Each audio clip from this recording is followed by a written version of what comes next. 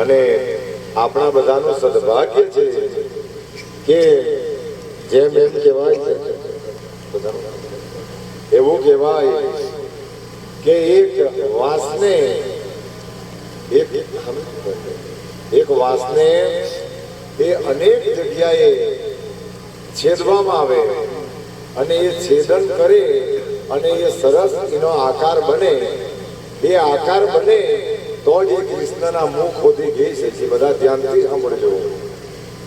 કે એક વાંસ અનેક જગ્યાએ છેદાય અને એનું છેદન થાય, પછીથી એ પરિપક્વ થાય અને એમાંથી સરસ સુર ભગવાન કાઢે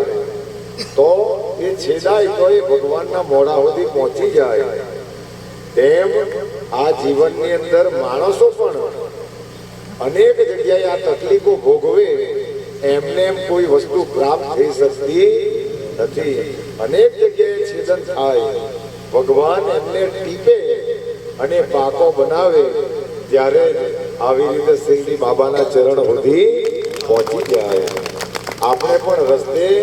કોઈએ સેવા કરી, કોઈએ ભક્તિ કરી, કોઈએ હરિનું સ્મરણ કર્યું અને કોઈ કદાચ અમારી જેમ આળસુ હોય તો તે આળસુ બનીને પડી રહેલો હશે, પણ તેને ભગવાન મોડાએ લગાવ